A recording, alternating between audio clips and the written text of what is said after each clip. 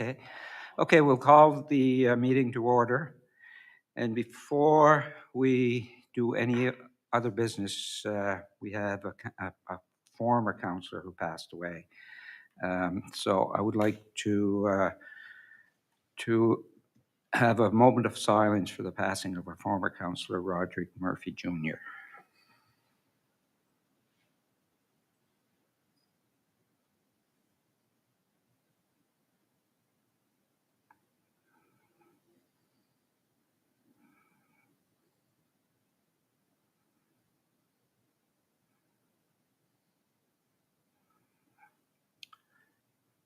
Thank you very much. Approval of agenda. Are there any additions, or anybody have anything to add? I have one before I had a request this afternoon for a letter of support, which I will bring up for decision under 11I.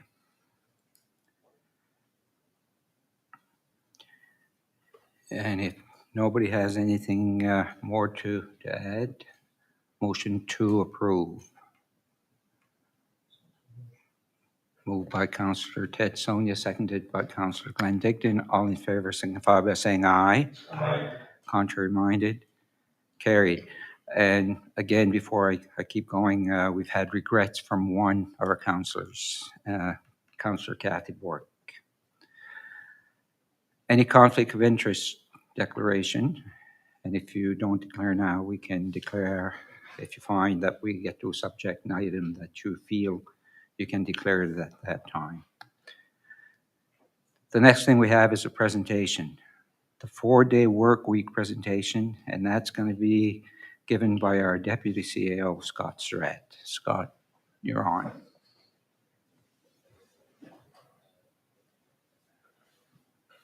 Thank you, Chair. Thank you, Chair.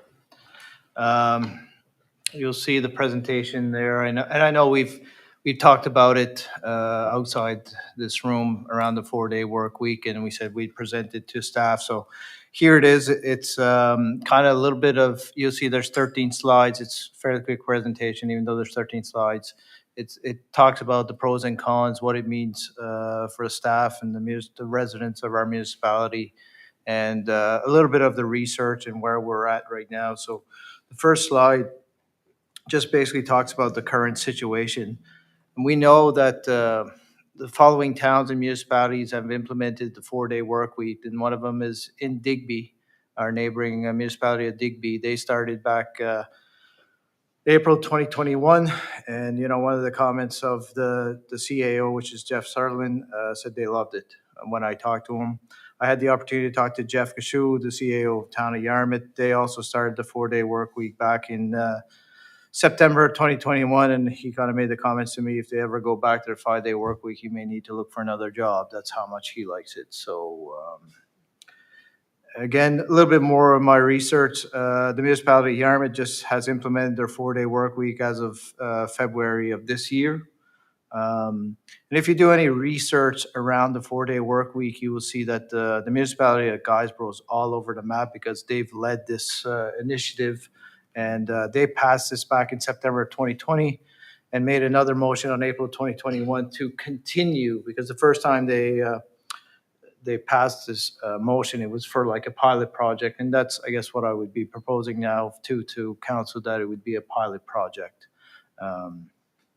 And just recently, as I was drafting up this PowerPoint, there's 2 municipalities in New Brunswick that have gone to their 4-day work week that I saw on the news just lately. So this is just to say that, sometimes we talk about these initiatives and we're talking about people from Alberta, Toronto, Quebec. We're talking about our neighboring municipalities in town, Yarmouth, Digby, very close to us and very comparable. So it's something to consider, and I'll talk about it a little more as we go along in this slide. So what are the impacts to the municipality if we go to a 4-day work week? So I'm talking about the pros and cons, and I've got quite a few pros here, and we'll talk about the con after. So currently we're open from 8:30 to 4:30. If what I'm suggesting, if we'd go to a 4-day work week, the office would be open from 8 a.m. to 5 p.m. So that's an hour more that the office would be open to our residents a day and 5 hours more a week.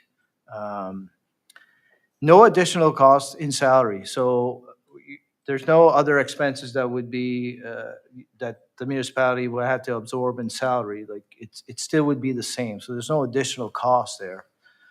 And it would help in recruitment and retention. And like I mentioned, our neighboring municipality in town are, we compete with them. We know that. If we put a job out there, we're competing against them. So if we have the same job with similar salary, like the applicant will go to a 4-day work week rather than choosing a 5-day work week. So if we're competing with a town and municipality and we stay at 5-day work week, more than likely, we're not going to be able to compete with that applicant. So it helps us with recruitment and it would help us with retention.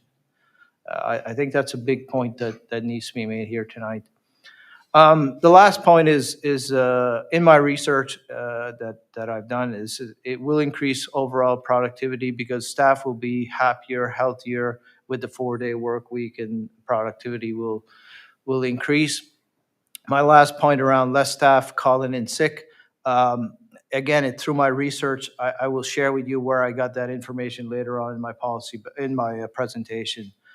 The con, I say there's a cost to cross training, and we're already doing it. So because we would have short staff in certain areas on Mondays and Fridays, we would have to cross train our staff. So there might be a little bit of time of training for somebody to cross train maybe another colleague of ours in the system. So to make sure that we have people that know how to run certain departments at all times. It might be a cost, but at the end of the day, the more people that we have trained in this building that can do multiple jobs, better off our municipality is too. So it's really is a con when a pro rather than a con when I kind of looking at it a little more here. So the pros what would impact the staff? I guess what I want to talk about is the pros. So no reduction in salary for an employee; he would still have the same salary. Staff will only work 4 days a week, extra long weekends all year long, have more time to spend with family and friends. And what we would suggest if we do implement this is that, for folks, sometimes it's difficult to book dentist appointments or car appointments or medical appointments. We would, it would be already pre-planned that they know they'd have Mondays or Friday off.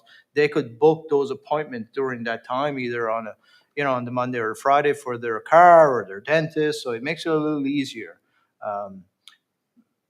Question, Yep.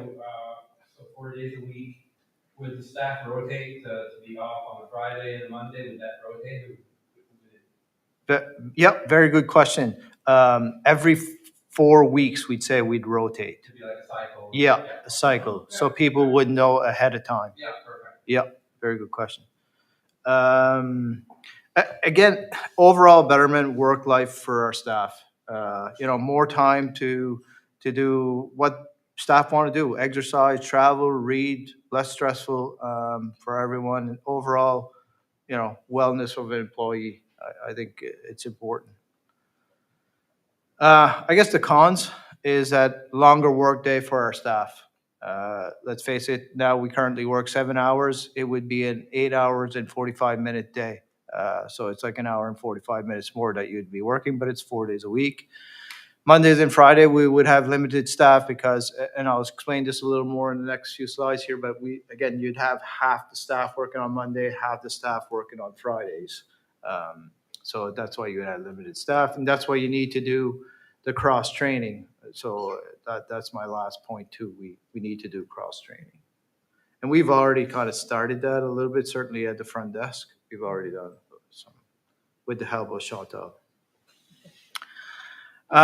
So impact on residents. So the pros here is that office hours would be open longer for our residents, so they could come here at 8 and come here to 5. The goal would be to maintain the same level of service that we do provide now. The cons would be that maybe on Mondays and Fridays, you may not be able to get immediate service because we will be limited staff. There's no doubt about it. But the goal is that we would have somebody in each department that should be able to assist you, may not be perfect when you're talking about building inspector.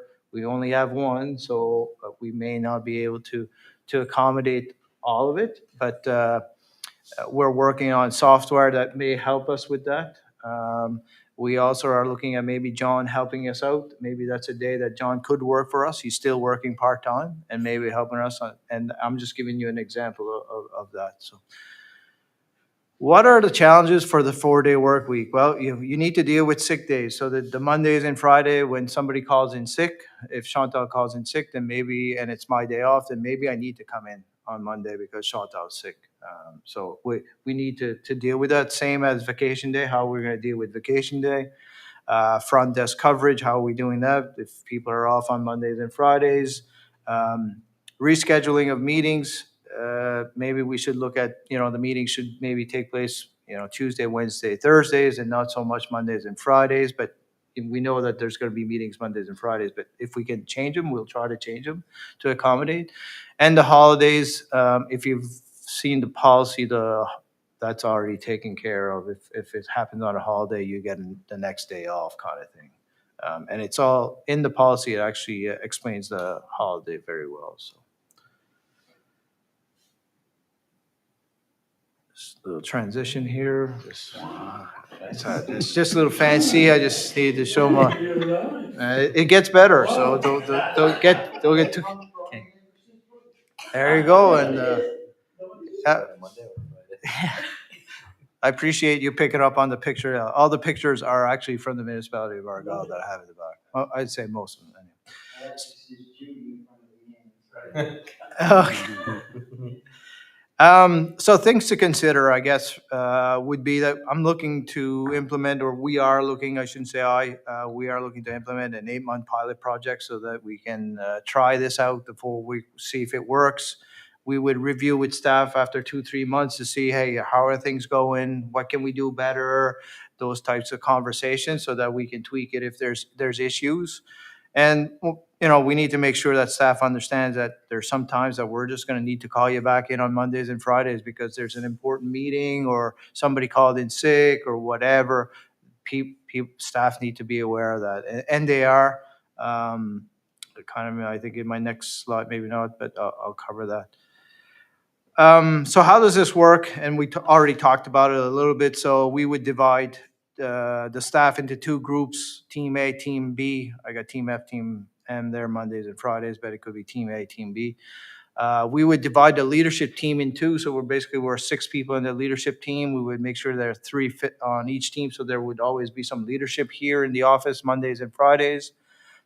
We would make sure that all departments are covered Mondays and Fridays. That's the ultimate goal. Staff would work from an 8-hour and 45-minute shift, 4 days a week. They could either start at 7:45 and end at 5, or they could start at 8 a.m. and end at 5:15 with a 30-minute unpaid lunch.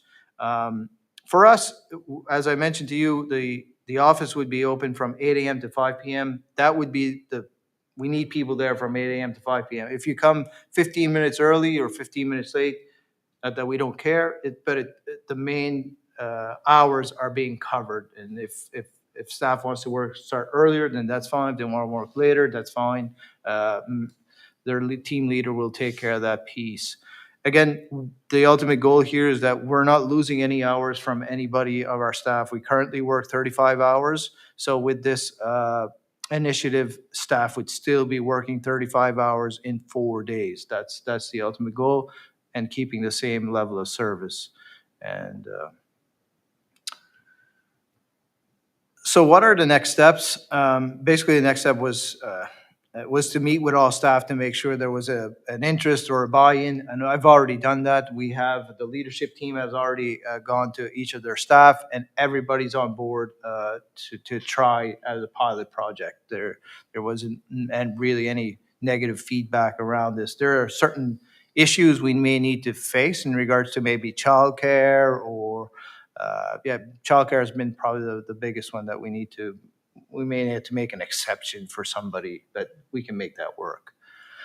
Prepare a staff policy, which I already have and is on the agenda here, so you will see that and we can discuss that then. And then get council to pass the motion for the policy. Those are the next steps. There's. Wow. There you go. That was my favorite. So I shared with you earlier that I had done some research around the sick leave, and here's my proof. And some of you may know who this CAO from Guysborough is, Mr. Carroll. In my research, I shared a quote that that I saw in the paper, and he states, "The morale boost in the workplace alone has been enough to warrant what we've done. It's worthwhile exploring for sure." And he's talking about the 4-day work week. A big positive coming out of this is that our sick leave in the organization is way down compared to what it was, and he indicates that. So that again, that's in Guysborough. We're not talking about somebody in Ontario. You guys probably know who this guy is. And that brings me to the end of my presentation. Opening the floor to any questions.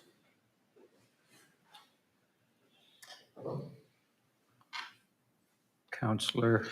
Thank you, Warden. Just wondering, do we have people on our staff that only work 4 days a week right now, presently? Yes. And how would it work for them? They still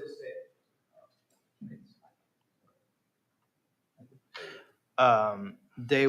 We would work with them to continue working on the 4-day work week. Okay. Like they would not go to 3 days, they would go to 4 days. All right, because I don't know like how many hours they put in and how that would work in the 4-day or the 3-day. I guess that's the question. Yeah, well, we can figure that out Okay. and make sure that we work well. We've already had those conversations with those staff members, and we can work that out. Yep, Yeah, all right, but thank good you. question.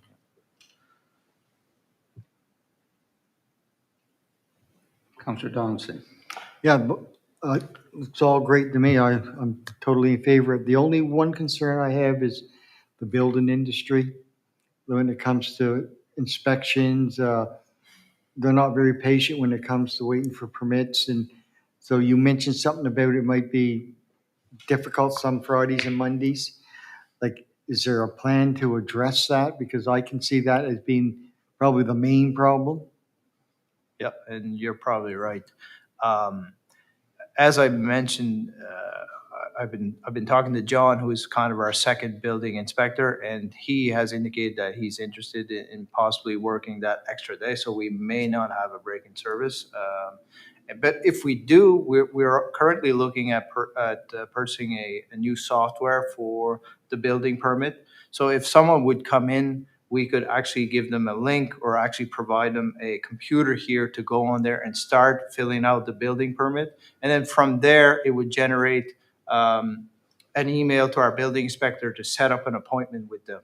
Okay. So there would be some option, even though it might not be perfect, that you can actually talk with the building inspector. But even now, you can't always see the building, just walk in and see the building inspector. He might be doing inspections, so he may not be here. So we need to educate our residents to call in, set up an appointment. That would be the best. Yeah, I was just going to say probably some work on informing the contractors and people that most use the building inspector service more than the average person like myself, which might get one every 10 years, whatever. But Yeah, definitely. And once we do get the software, we should be able to educate those contractors that will know exactly where to go and start the permit even without even talking to the building inspector. And that will just trigger the building inspector to set up an appointment or follow up for an evaluation or inspection or whatever.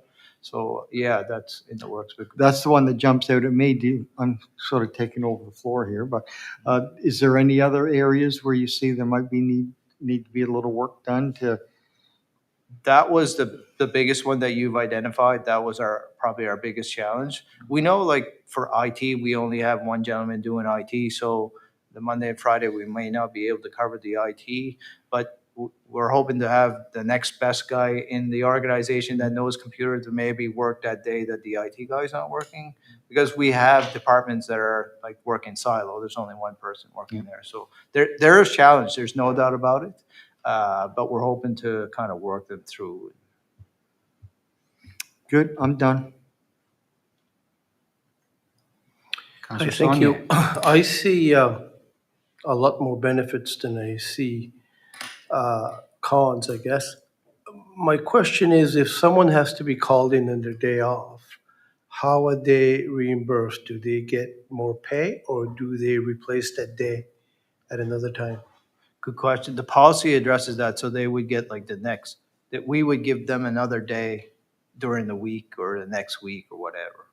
Yeah, That's- like if the grass has to be mowed Monday. Right. Because it, you We know, would call that person in to come in on Monday and give them like Tuesday or Wednesday off of that week. okay. Yeah. Thank you. No extra pay, just give them the time off. Counselor Digdon. Thank you. It's something that I've definitely brought up here before around the table. I've been watching Guysborough when they first started a while ago, and it was really a hit down there. As far as I'm concerned, if the workers want to try it, we should at least try it and see how it works out, for them.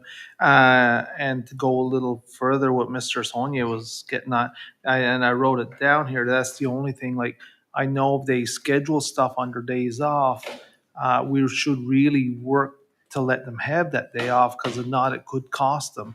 And by what I mean by that, if you do make a dental appointment, you can't get to it or whatever because you call back in, they're actually losing money there because they're going to still have to pay for their dentist appointment or optometrist's appointment or massage or whatever the case may be. So, but yes, I'd definitely like to see it tried myself. Tried. Yep. Thank you. Deputy Warden. Thank you. I just wanted to say that I'm glad to see this come forward, and now that that's kind of like you said, staff's on board. I think we should give it a try, and I think we have seen some staff from our municipality go to other municipalities, and if this is a way to retain, and to recruit people, definitely let's give it a try. My only concern was that making sure that the office is always open 5 days a week. It is what you provided for us shows that it is. We have people covering everything that we need to have covered. So I think it's definitely worthwhile to try. Counselor Strett. Just a comment that I know that I was speaking to one of the counselors from the town of Yarmouth. She was one of the head nurse, and she worked on a 4-day work week for years. She's retired now, and she said she would never ever go again to anything else. She wouldn't even think of working back unless it was a 4-day work week. So just wanted to add that in. Thank you. Thank you. Our CAO. Just a couple just comments to address some of the questions. First of all, Deputy CEO, that's exactly the presentation we received. It's excellent. I'd say that the one advantage that we would have as a staff and as a council, would be that both the town and the municipality both have the Mondays and they have a flexible extended 4-day work week. So they're not interested in scheduling a lot of meetings on that Monday and on that Friday for that very reason. So many of our meetings are actually with them. So we're really just kind of aligning our schedule with theirs, because I'm already getting, well, I'm not available on Monday or I'm not available on Friday. So that's usually what happens. So if you're concerned about, bringing people in on the last minute, Councillor Digdon's point around potentially people making plans and having to undo them, I think our collective commitment would be to reduce that as much as possible. If it's maintenance, for instance, if it's an emergency, they're already trained for that. They're trained for emergent. They know that when they're on call. So the maintenance guys are excellent at this already. And if it's like a grass issue or something, they can plan these things well in advance. So if they know that Friday is the only day, well then, and they know it's going to rain on Thursday, for instance, well they'll know to adjust their schedules accordingly. They've gotten to be quite good at that. Front desk is always a concern because that's the other front face of our organization. So we're just committed to making sure that everybody's supported there as much as possible. And I think that's probably the gaps that maybe I wanted to fill in. That's all. Councillor Woodrow. I just want to mention it's a goal with me. Let's give it a try. I guess I can say the same thing. I think it is a pilot project. We're not saying we're doing this and it's forever. It's something that if we find that it's not working, after, at the end of the pilot, then we can always go back. It's exactly what you're saying. Go ahead, Scott. Thank you for those comments. Yeah, it is a pilot project, and if you guys are receiving feedback in the next, we're looking to start this you guys need to pass the policy, we're looking to start this mid-July. So we give it an 8-month trial. Please share any negative or positive feedback you would receive so that we can kind of bring it back to the group so that we can assess this and see if we can tweak it or change it. But I appreciate the comments tonight. Thank you very much. We have Councillor D'Entremont. I think we discussed this enough for now, and I'd make it a motion. I don't know exactly what the motion looks like, but Right now, we have a policy that's, we have to have a notice for the policy, and we have to we can't make a motion at this point Okay. on this. We have to make a motion on the policy, and the policy is for, I'll have a look at here, number 10. This one is just the four-day work week policy, which is our notice, which we can vote on at the next meeting. all right, Okay? do that. And I have Councillor Sonia. Thank you. One more question, I guess. Is it possible in this 4-day week to have a schedule for the councilors as to who's available on Monday or on Friday? For instance, if I want to talk to you, Scott, I don't want to call you on your off day. Yep, that's a good point. I appreciate that. Yeah, there'll definitely be a schedule for all the staff that, and we can share certainly my schedule and the CAO schedule with council, so you would know which Mondays and Fridays we have off. So Yeah, I think it would save some confusion. Yeah, Yeah. perfect. Yeah. Thank you. Okay, well, thank you very much, Deputy CEO. Great presentation, and definitely, I think it's something that it's worth looking at this point, so. Thank you. Okay. Okay, the next adoption of minutes, we have the minutes of the regular council meeting and budget deliberation minutes of May the 10th. We need moved by Councillor Digdon, seconded by Councillor Donaldson. All in favor signify by saying aye. Aye. Contrary minded, carried. June the 2nd, special council meeting. Moved by Councillor, okay, it's been moved and seconded. Did you get the names? Okay.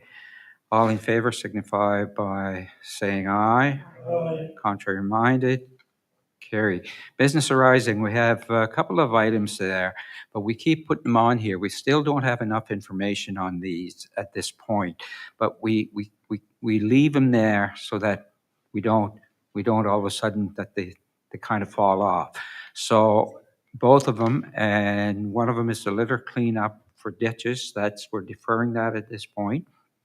And the Eelbrook Fire Department equipment funding request, and that's being deferred because we just don't have enough to make a decision on that at this time. Yes? Just wondering, Mr. Ward. Can you turn? Yes, I can. You're absolutely right. There you go.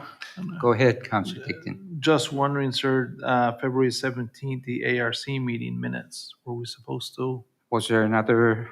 Yeah, I wonder what happened there. I don't see it on mine here. Refresh. Oh, sorry. Yeah. On the adoption of minutes. Sorry. So we do have an ARC meeting, minutes of February 17th, and we need a mover and a seconder on that. Moved by Deputy Warden, seconded by Councillor Sonia. All in favor signify by saying aye. Aye. Contrary minded, carried. Sorry about that. I don't know why I was missing that. It was right in front of me. Councillor reports. Anybody have reports? Deputy Warden. Thank you. We have had some meetings for the Mariner Center expansion. We're still in the planning stage of fundraising committee. So we've gotten together and had a few meetings talking about putting together that fundraising group, that core group of people that will go out and do the fundraising. So we've met a couple of times, and one of them was specifically looking at who we may choose for that committee.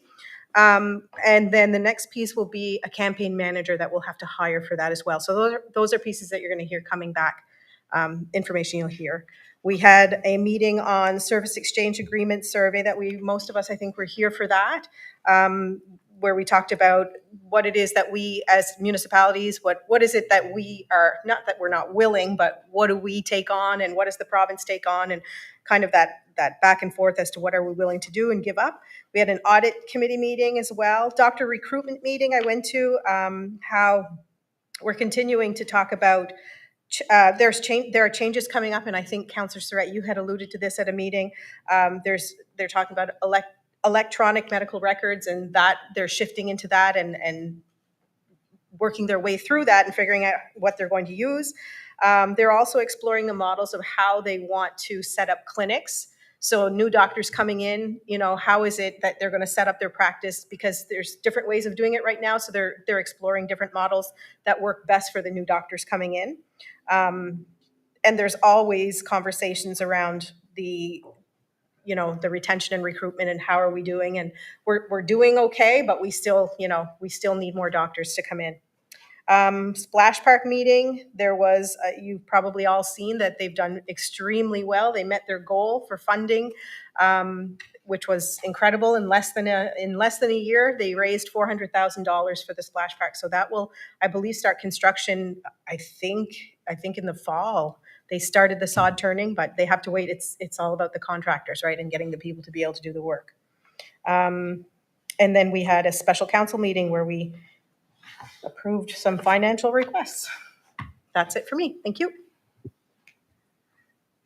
Thank you. Councillor Digdon. Thank you. I attended the meetings that we were supposed to attend each month, and also attended a REMO meeting, Regional Emergency Measures Organization. MC the firefighters banquet last Saturday night, and that for the volunteer fire department in West Pubnico. And I guess what I'm getting at here is I want to thank all our fire departments out there for doing the job that they do for us on a volunteer basis, day in, day out. And a lot of times we overlook them, we forget about them until we need them. And they're always there for us. So I'd like to thank them for their work. Banner project for the veterans is going well. Getting quite a few names from the West Pubnicos, East Pubnico. I still can take a few more from Councillor Donaldson's area. If some people are watching, and either get a hold of Councillor Donaldson, he'll pass them along to me, or get a hold of me. We'll definitely work on them together. And had a meeting with the organizers of the concert, which will be put on the 15th of August at Dennis Point Wharf. There's going to be more information coming on that to follow. A lot of people, it should be quite a time. It's going to be something like never before seen around here, is what we've been told. So I'm looking forward to that. And that's it. Thank you. Thank you. Councillor Saunier. Thank you. I attended a couple of boundary review workshops, I guess, one in Wedgeport and one here. There was a no-show, but still get some information out of that. Also attended a waste check meeting, attended a D-Day celebration at the Wedgeport Legion. Also attended two fire department meetings, which we'll be talking about a little later. And of course, we had a ribbon cutting this afternoon, which was very nice. Thank you.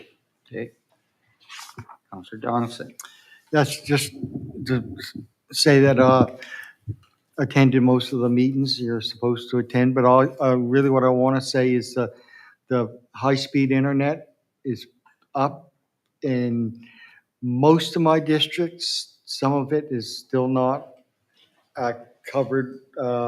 it will be covered, but they'll be able to hook up soon. But most of it you could call to be hooked up in District 6. So that's a very good thing after all these years of lobbying for that to be done for the whole municipality. But you have a sweet spot for your own district. And other than the few major hitches where they're so busy, I mean, they can't get to everybody in a timely manner. But hey, I'm still waiting too. So just be patient. It's there for most of you, and it will be there for all of you shortly.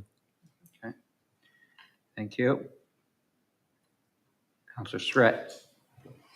Yes, like everybody else attended most of the regular council meetings, and we had like Ted, we had a waste check meeting this morning. We had a great discussion on litter on the road, which was brought here, presentation by Gerald Boudreau. It's a very interesting, the same situation.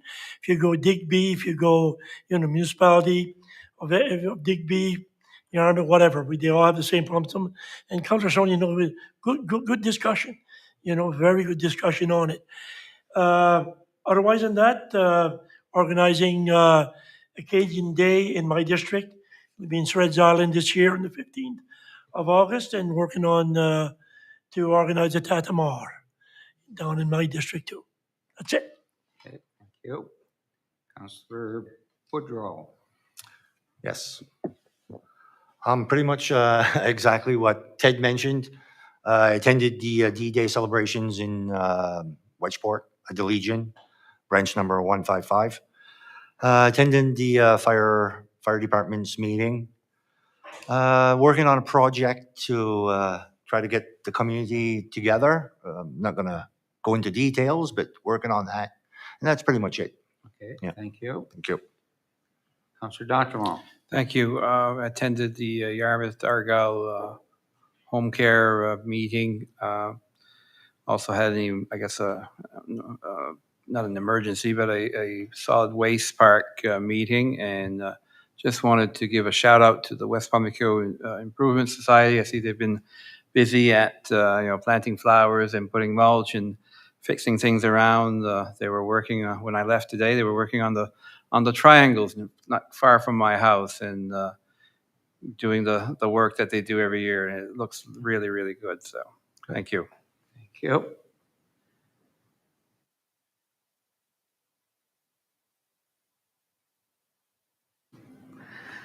Okay, thank you, everybody, for your reports. My report, the warden's report, is attached. If anybody has any questions on them, on where I've been or done. Nobody has any questions. Staff report.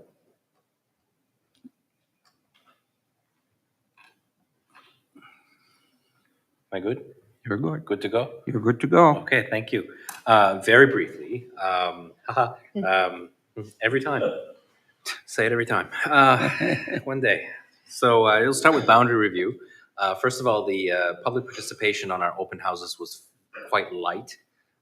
It did give us the opportunity to have some informal conversations with council and staff, just talking about, a day in the life of councillors, and quite insightful actually for us, because we're a day in the life of the administrators. So, we got to understand like how you communicate with your residents, and how it's almost never organized. It's always like haphazardly having a conversation, and certainly talked about Councillor Sudet and owning a store and how he'd probably have to see all his residents every day, all the time.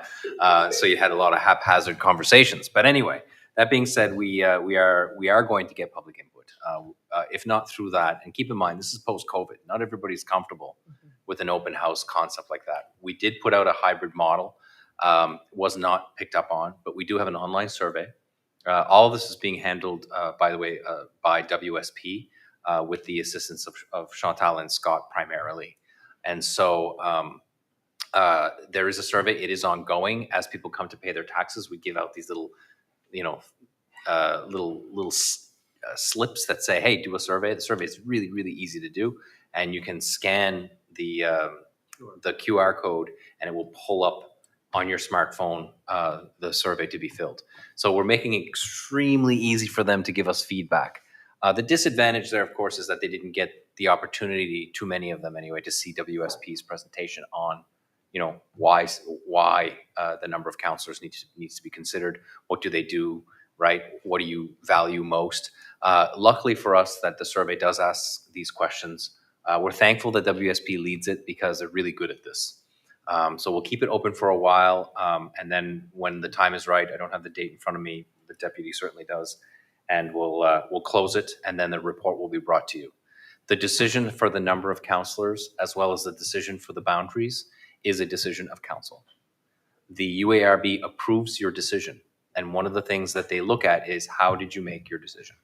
So if you made it haphazardly with no input, that's not favorable.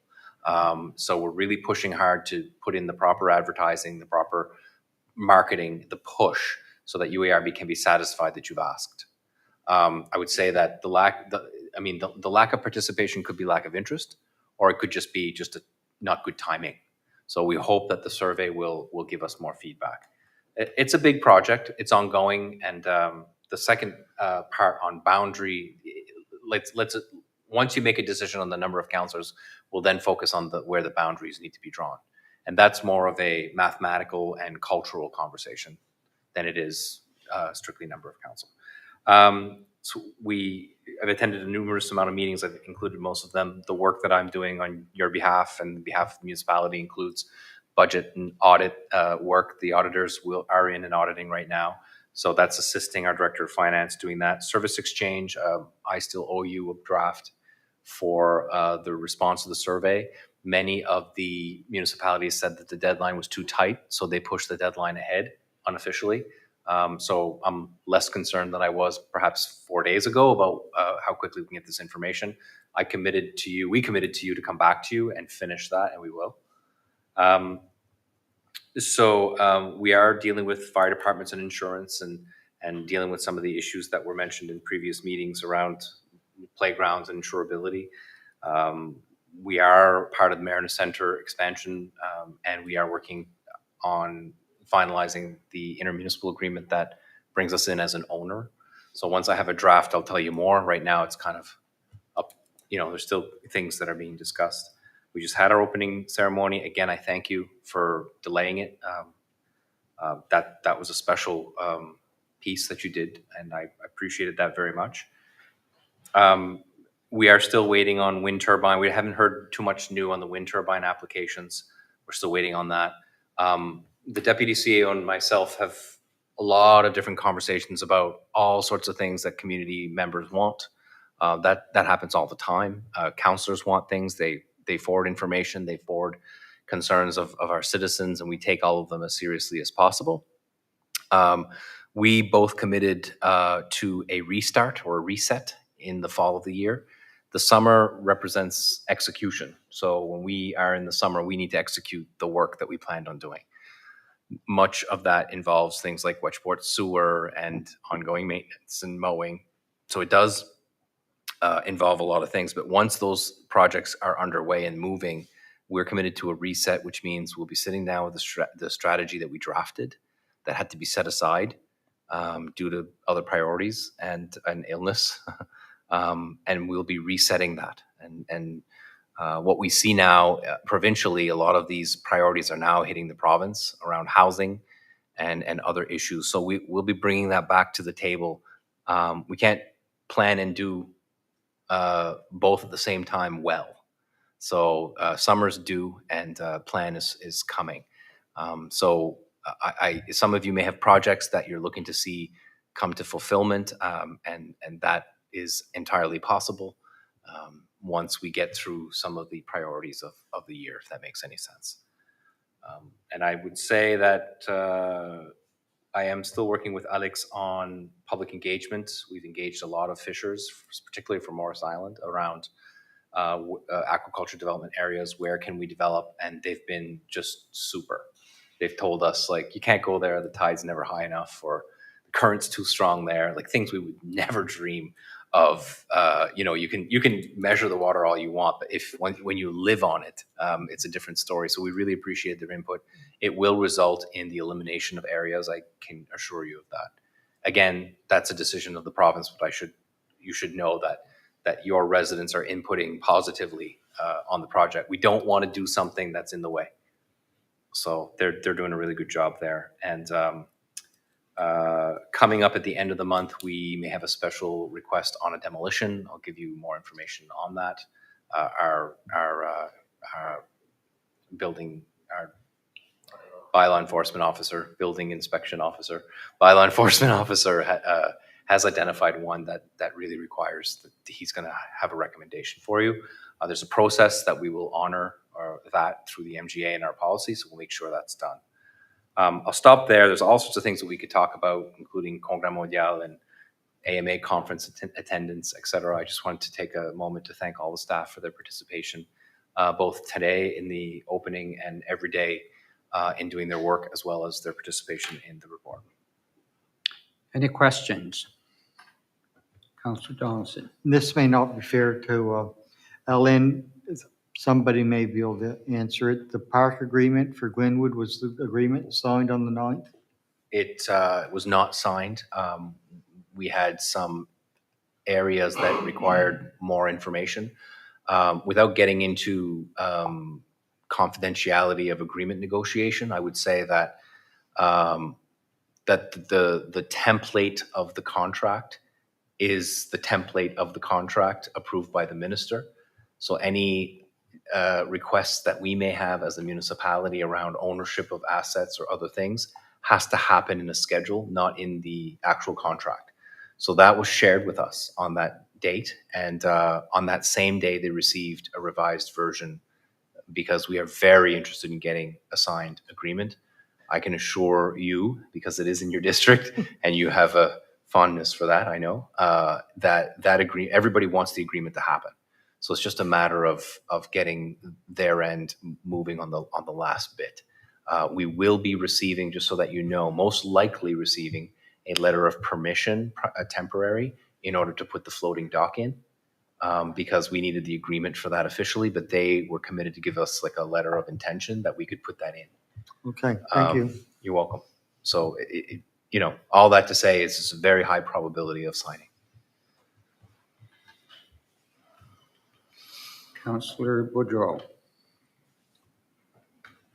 Yes, Alain, just you touched on the Wedgeport sewer system. Is there any dates from the contractor, start dates? Councillor Boudreau, we do not. We have been asking many times to our engineers. They are overwhelmed. They are keenly aware that this must occur this summer. Yeah. So they've done the last bit, to the best of my knowledge, of testing. So now it's just a matter of making sure they can get the work executed. So I think they've done all the pre-work. It's just a matter of getting the contractor in. We do expect still this summer. I can't tell you exactly a date, unfortunately. I will say that all of the participants of the project will be told when their portion of the bill will come. Many that, if they choose like a 10-year payback plan, it will only start in a year from now. Yeah. For some others, we'll just want to get rid of it and they'll pay it all at once, and we'll make sure that happens before the year end. Awesome. Thank you. Okay, you're welcome. Okay, if there's no more questions, thank you very much for your report. The next item is notice to council, and this is regarding the 4-day work week policy. It is our notice, which we will be able to vote on at the next council meeting. Now, do we need a motion to accept anything here? We don't need any motion on this, on the notice of. Only that the minutes should reflect that you have accepted that we're in the notice period of 7 days before the approval. Okay. If you wish, you may make a motion to say that we are putting this in the 7-day notice period. It just needs an extra motion at the end of the meeting. Okay. You are aware, as bringing it to this council, that you are now in your 7-day notice. Exactly. So motion's not required, but if you wish to do so, you may. Up to council. If we don't need one, I guess we can continue knowing that this is going to come back for decision on at our next council meeting. Number 11 for decision and discussion. Flag protocol policy. This was, again, we went through this and we are ready now to accept the policy. We have a copy of the policy. There were a few changes, but we've already discussed the changes. Is that correct? I do believe I don't see. That is correct. You don't see anything highlighted because any Highlighted. changes from the time that you approved the notice to now Right, were grammatical. There was no significant change.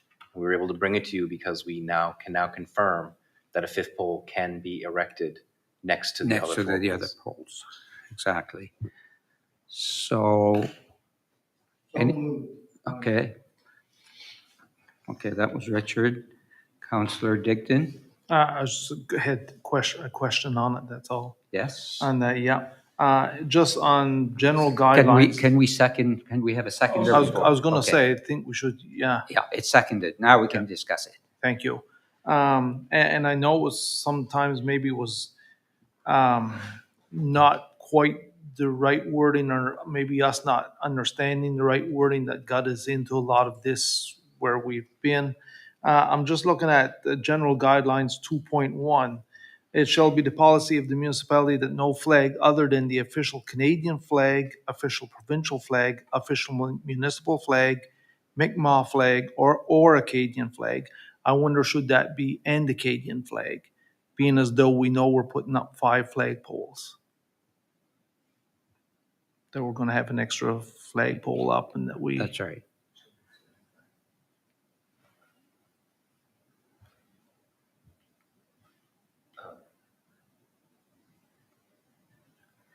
Councilor Digdon, I think either way works.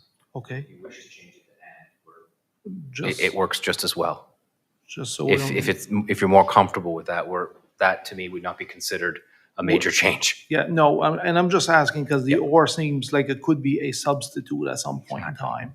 Yeah. Whereas the and means that they will all fly. That's all I'm looking at. I'd have a tendency, Mr. Chair, I'd have a tendency to agree with Councilor Digdon. Okay, yes? Thank you, Seconder agrees. thank you. Okay. Any other discussion on this? I'll be quiet, sir, thank you. If no other questions on the motion, all in favor signify by saying aye. Aye. Aye. Contrary minded, carried. B, the wire trap collection and recycling study, and it says that this is going to be done by the deputy CAO.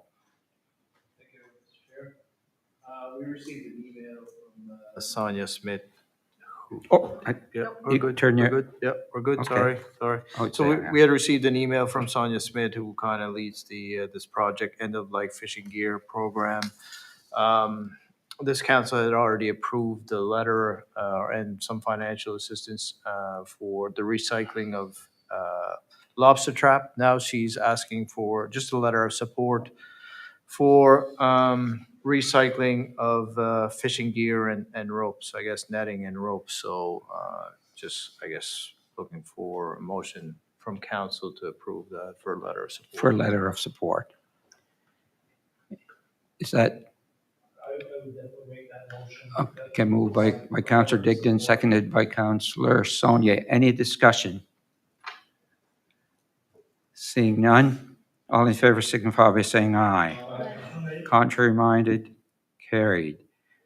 Track and field, it says this will be the CAO. Can you, see, it's not on here. Let me try. Oh, there it goes. Yeah. It was a delay. Yeah, because It's a delay. it didn't show up here at all. Oh, really? No. Okay, I did something wrong. Very quickly, so at our Mariner Center Expansion Committee meeting, this was raised by myself, which is why my name is on it still, is that we said way back in the day, unfortunately being as long as I am in the position, I know where the dead bodies are buried. So I know the history of the, sorry, Councillor Digdon, I was extremely insensitive. I apologize. You have a stroke joke waiting for me anytime, freebie. So anyway, so Is a lousy expression, but anyway. So the discussion of track and field came up again because that was the original discussion when we did a priority setting exercise. It started with what big project can the 3 units do together, and there were 3 at the time. Number 1 was the Mariner Center. There were actually 4, and the 4th one was the track and field, which is your Tusket track and field, and that project involves the synthetic track and some of the interiors being synthetic. It was taken off the priority list because according to one of the, I think it was the deputy mayor of the town, it was too small to have it on a regional priority list. We wanted a big deal. Like we're talking about airport runway or Mariner Center expansion. We're not talking about, I mean, it's not a small project, but in comparison, it certainly is. So it was off the table, came off the table. And then it became something that we could morph into the Mariner Center expansion project. But that got killed the moment we saw what the cost would be because we were at 40 million. So that came off. So,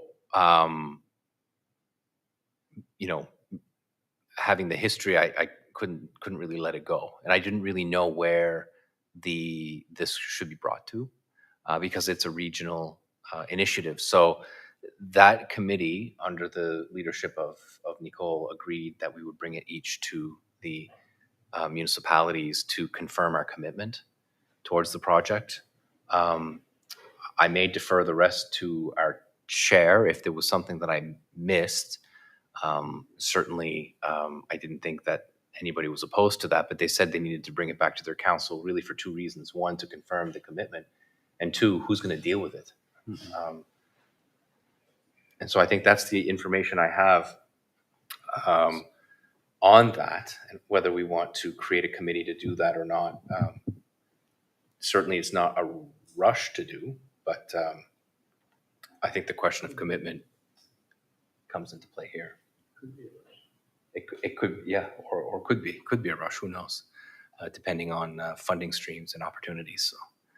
So that's the extent of my. So I guess what we're looking for is just to see if we're still committed to doing that, but it's still not part of the Mariner Center expansion at all. And that's what they wanted us to do. That's right. It's So not it has to be there. somebody else. It has to be, yes, we have to look, Can you refresh?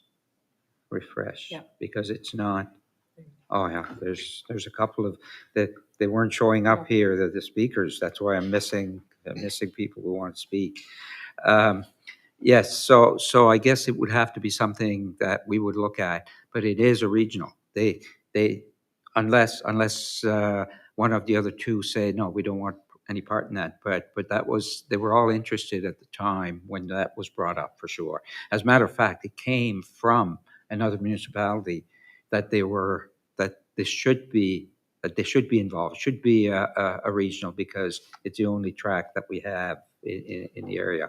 So I guess what we're looking for is a motion, but we have 2 people. I've got Deputy Warden. Thank you. So we did talk about this at the Mariner Center Expansion Committee and how it's not necessarily part of the expansion anymore, but my role as chair is to send out, when we make motions such as this, is to send to the other councils. So I did send the motion to both the warden of the municipality of Yarmouth and the mayor for the town of Yarmouth, and they're going to be putting it on their agendas to speak about it as well. So if it's something we're interested in, do we want to re-bring that up? Do we want to rekindle that? That's something we have to think about and decide whether or not we want to have a conversation with them, because we don't want to do it on our own if we don't have to. We want to bring in our partners on this because they feel like it, at the time, they felt like it was a regional project. So are we still interested? Do we still want to bring it up? Are we going to start discussions about it again? It's something we have to really, really want you to think about. Thank you. Councillor Surratt. There was a couple of things at that meeting that, first of all, it surprised me when our CEO brought it up. Although I was glad he brought it up. It was a great point. I was really surprised. And I guess my thinking was, if it's going to be in Argyle, why are we not leading it or having our own committee or pushing it ourselves? It's in our area. So, I said to myself, I wonder why, we're bringing this up at this, and I understand why you brought it up now, or after that meeting. But I think some of their question, talking to some of the councillors after was, well, if it's in your district, why are you not leading us and telling us what you're doing? This is some of the feedback I got after. And I thought that was fair. I mean, if it's in our district, well, shouldn't we be pushing that? Although it is a regional project. But I think, how was hold on Main Street, Mariners on Main? That, was it the town that kind of pushed for it? Or was that more a regional approach? I think that was a regional approach, Oh, is definitely. what we did, because the was. three committees were looking at the Mariner Center. We said we needed this, so we joined it.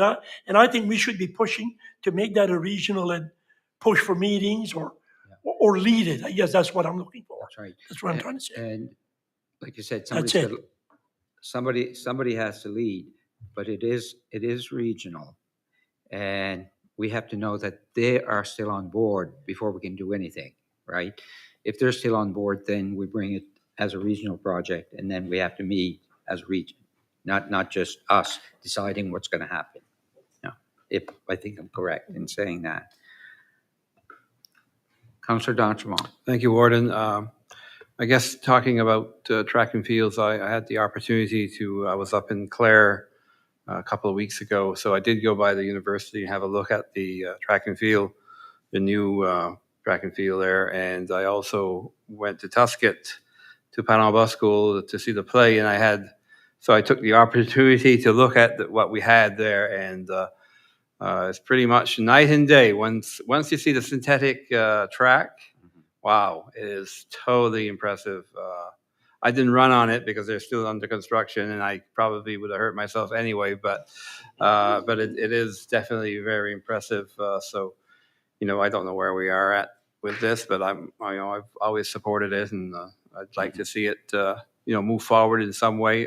We had talked about legacy projects for Congra.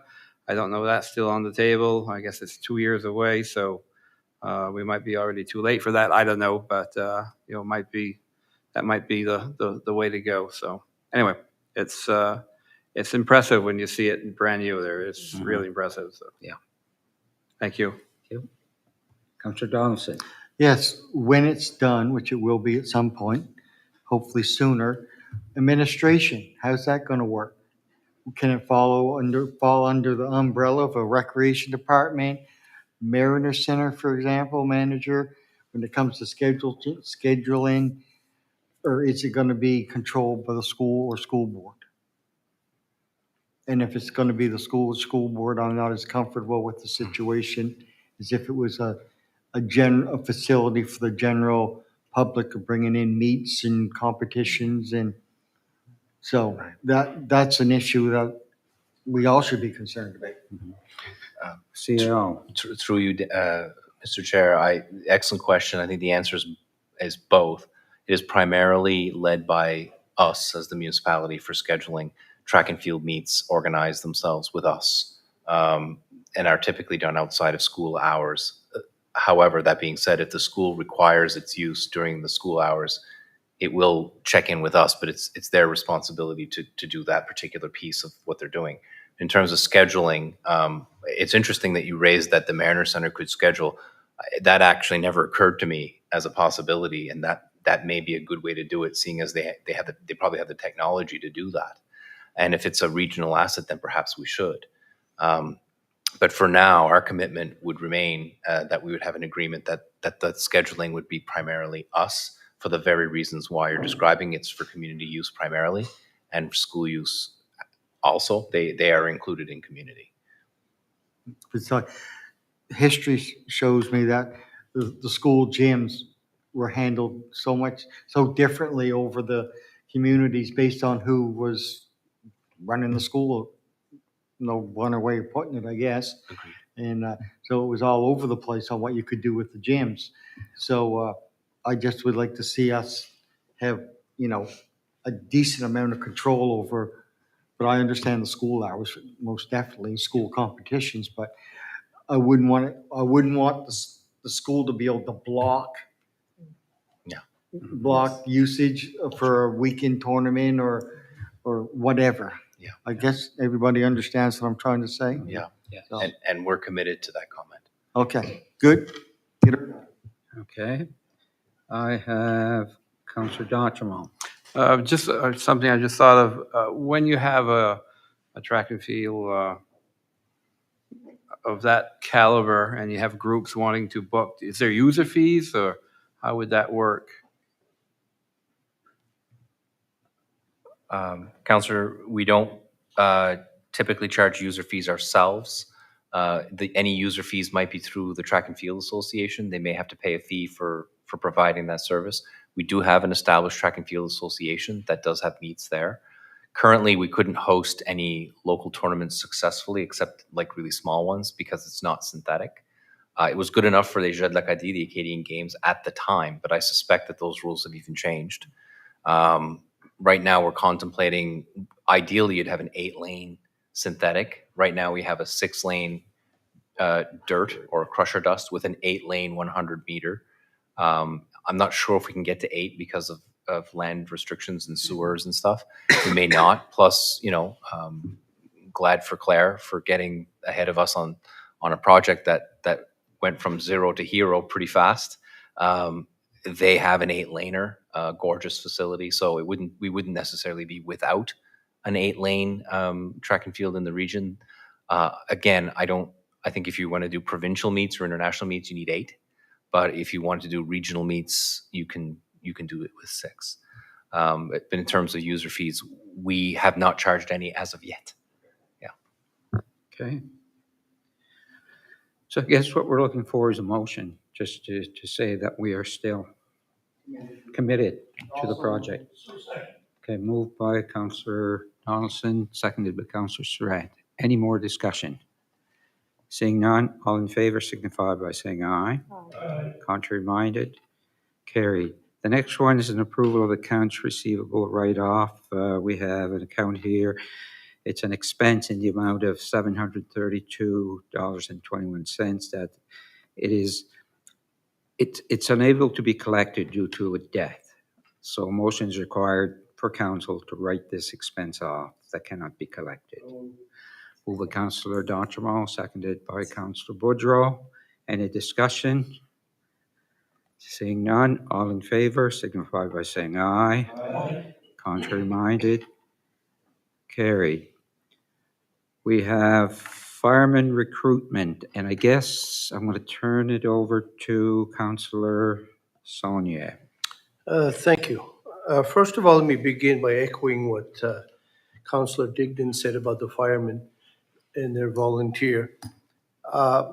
We owe them a great deal of thanks, so thank you for what you do. I attended 2 firemen meetings at the Wedgeport Fire Hall, and in one of them, they requested or were reaching out to council to help them get more recruits.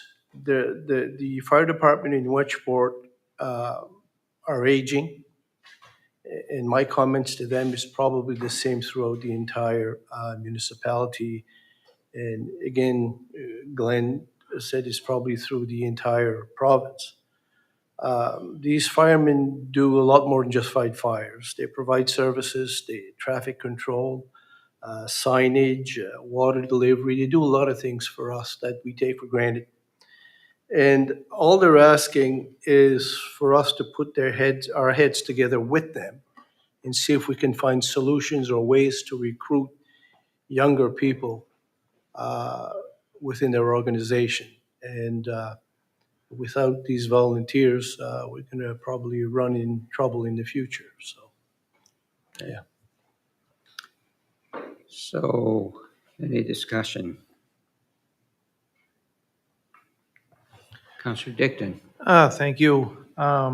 First of all, I guess I should apologize. I might have been saying firemen as well when I was giving my little blurb out. I should have been saying firefighters, because I know we do have a lot of females around that are very, just as big a part of it as what the men are. So to the women, I thank them very much as well. And I find sometimes it's easier to work with organizations than to try and figure out stuff for them. So I'm wondering if maybe if this is where we put our heads together collectively with the firefighters and maybe something in the form of like of a mutual aid meeting or whatever, where you've got a bunch of the departments coming together and saying, okay, how can we assist you people in maybe bringing up the numbers? What do you think may work? What do you think may not work? And we're here to listen and go from there. A start, anyways. You know, it's definitely not gonna change overnight. You know, and it's not only with your fire departments, it's a lot of your service clubs out there now, and a lot of your organizations, a lot of your volunteer organizations are having a lot of problems. So just a thought, anyway. Yep. Thank you. Okay, thank you. Councillor Surratt. Yes, I echo the Councillor Sonia and Councillor Dickens. This is an issue that goes right across the province. It's not unique in our area, it's across the province. We haven't had a firefighters association meeting in about a year and a half now, and I'm sure we'll be getting together very soon, and I'll certainly bring that up about getting the group together to figure this out. I know that I was talking to Lakes and District, you know, the Army Fire Department, it's a huge issue. In my area, we're down to 8 or 10 firemen, you know, that regularly go to meetings, and I'm telling you, sometimes it's pretty skimpy. And there's, you know, lives at stake. There's, you know, they do the little bit of them that are there, like Councillor Sonia said, they do fundraising, they do all kinds of things to try to prop up their fire departments. You know, luckily the municipality does give out grants, but yes, if we could get together, and I'm certainly going to bring that up at the association and ask them, you know, we should get together and brainstorm, see what's going on, see what we can do. Great point. Anybody else? So what are we looking for here as far, it says it's for decision. We can't make much of a decision at this point on this, or is there anything here that we can make a motion on? I'm not sure where we go with this, or is this Should we have more a or fire less- coordinator? And my light is on, so I figured I'd speak. Should we have a fire coordinator? And I guess maybe it's not to the same thing that Ted Okay. was speaking about, but it comes to that thing, to that same question. Should the municipality have a fire coordinator? I think I've heard from our CAO enough times that it's hard to get the fire departments, and I'm not actually talking bad, but to get them to do certain things. She was to get equipment, a list of equipment.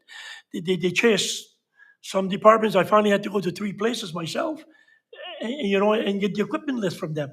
But, you know, some of this stuff could be handled, and I know our CAO has brought that up. I mean, I know we're in our budget, but I think down the road, not very long from now, I think we're going to need somebody to head this. This is big stuff. The fire departments and what's going on with recruitment and, you know, retention of firemen and some of the issues with insurance and some of the stuff that's been going on. You know, a couple of departments are going on their own, and I think it's time that maybe we sit down and have a look at this. Maybe that could be a job, certainly a huge job for the coordinator, to get the departments together. Because something I find, even at the fire association, listen, when we meet, they talk about a lot of stuff. They have a lot of ideas, but then the first thing, once the meetings are over, they're all in their little silos. And I'm not talking against them. I know how it works. It is like that down our way. But a coordinator could maybe bring them together more and discuss some of these recruitments and other issues that we have. That's, you know, I don't know if the CAO, we could bring this up at a, you know, look at it and see where our budget stands like for next year. I mean, it's not something that has to be done this year, but anyhow, just an idea. So really, at this point, we don't have a decision to make, or are we making a decision to look into what we can do for fireman recruitment? Are we, you know, I guess I'm kind of fishing here to see.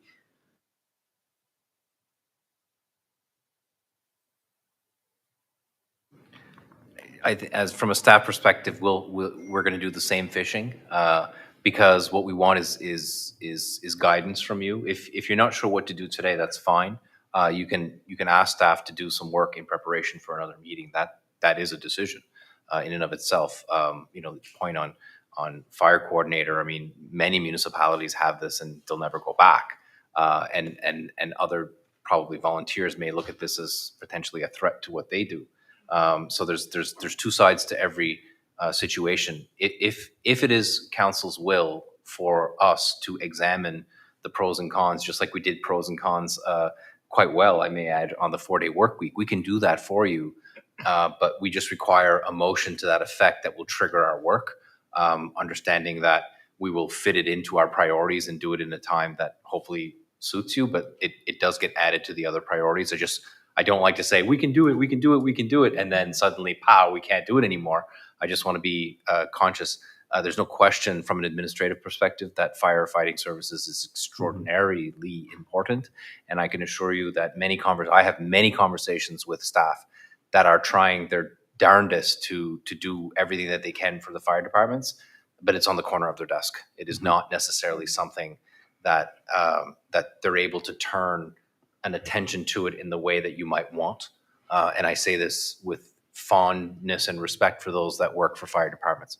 So all I'll say is if that's the course of action you wish to take, or if you wish us to kind of look into it a little deeper, a motion to that effect will get the work started. It's an important initiative.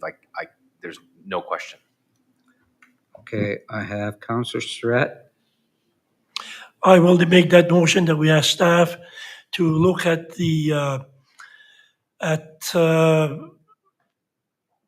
what am I trying to say? Look at coordinating or bringing us back some things we could do for the fire department to, whether it be recruitment or what could be done to better our fire departments. I'll add this to our discussion while I'm making the motion. I guarantee you one thing. If we sat with the firefighters when the chiefs and deputy chiefs meet, they will listen to us. And I know coordinators they're kind of scared, but I guarantee you if we sat to them and asked them, this is what we're looking to do. Give us your opinion. What do you think? I guarantee you they will speak to us. Can we get a seconder before we Yes. discuss it, please? I know. Okay, it's seconded by Councillor Donchbaugh. Okay. Yeah, go and ahead. thank you. Oh, I'm sorry about that. And you know what? I know they sit with us and talk and speak to us. Although I know we've heard some say, "Oh, coordinator, they're trying to run us." I guarantee you, if we sat down with them, had a meeting with all of those guys, and they'd be certainly, hey, give them a chance to give us some input. Okay. This is also okay. This is what you're scared of. Why would you be scared? This is what we want to do. What's your idea? Okay. Thank you. Thank you, Councillor Surratt. Councillor Saunier. Thank you. I agree with Guy, and I just want to take it a few steps further, that we can't afford not to. I think we do have to help these firemen. They do this for nothing.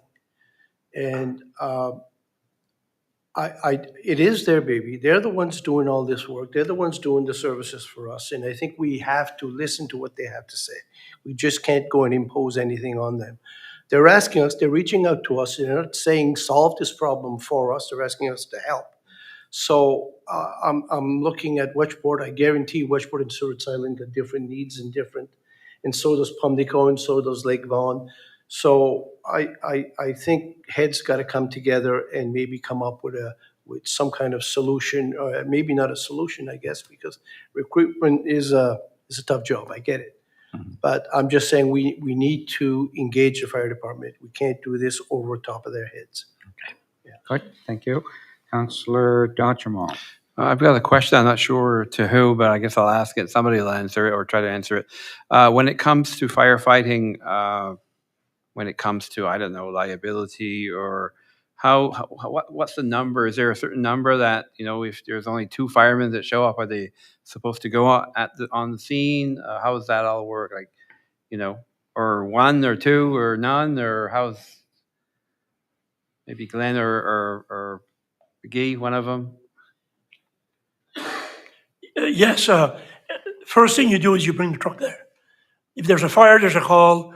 As far as liability stands, it doesn't matter. Bring the truck there. Okay. That's number one. Yeah, you're covered, whatever, and then as you're going out, if you're the only one there, you call for backup right away.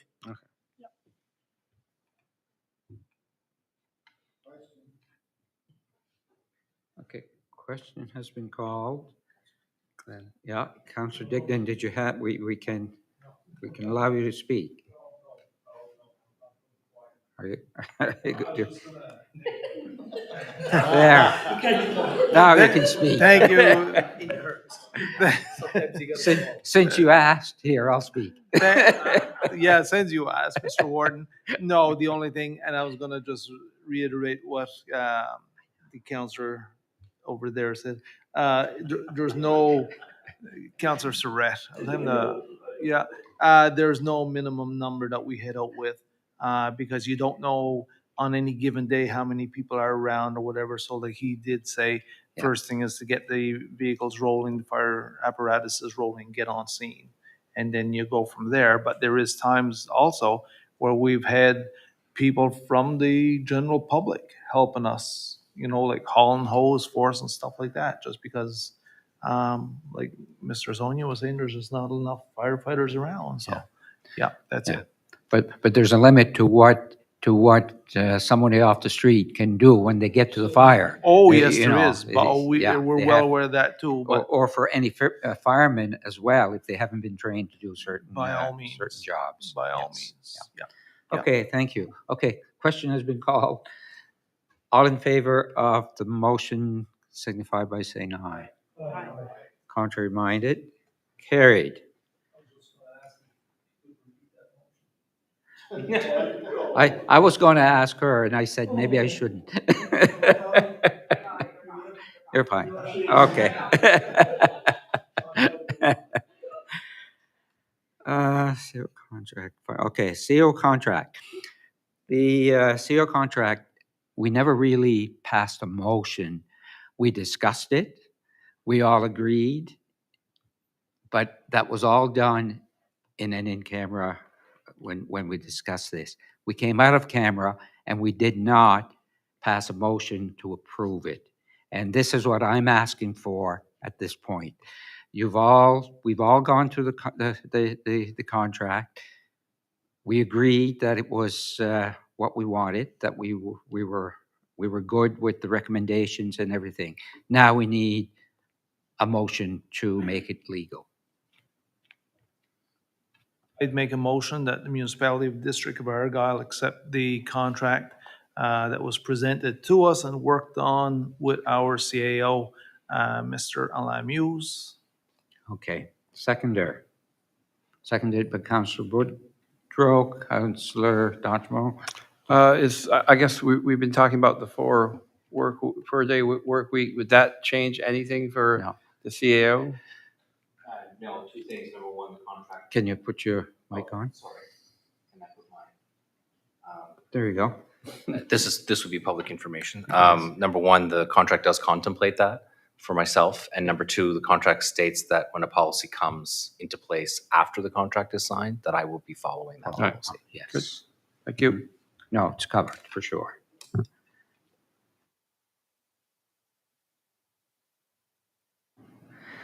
Okay, so we didn't vote on that.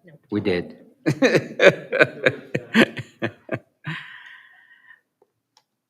So, request, okay, Peace for Ukraine. It didn't, I thought they said we voted. I didn't think we had. Okay, all in favor, signify by saying aye. Contrary minded? Carried. I wanted to bring it back to the next meeting to finish it. Yeah, it's a 3-meeting process, right?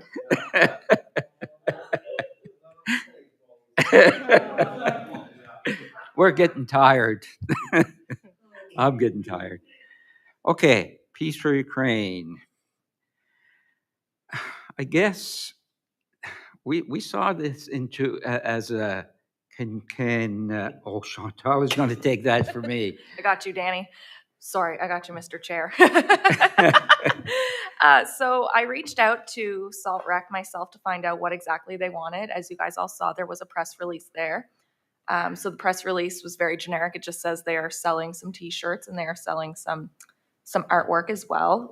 All proceeds are going to the, what was it called? It's the Canadian Ukraine Foundation to provide aid to the people of Ukraine.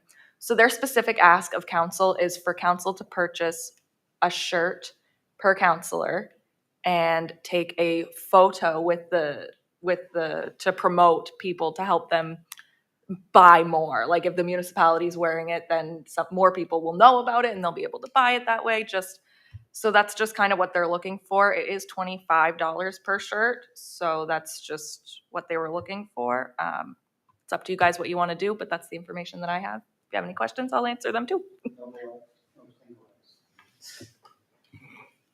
Okay, I have Councillor Digdon. Thank you. I know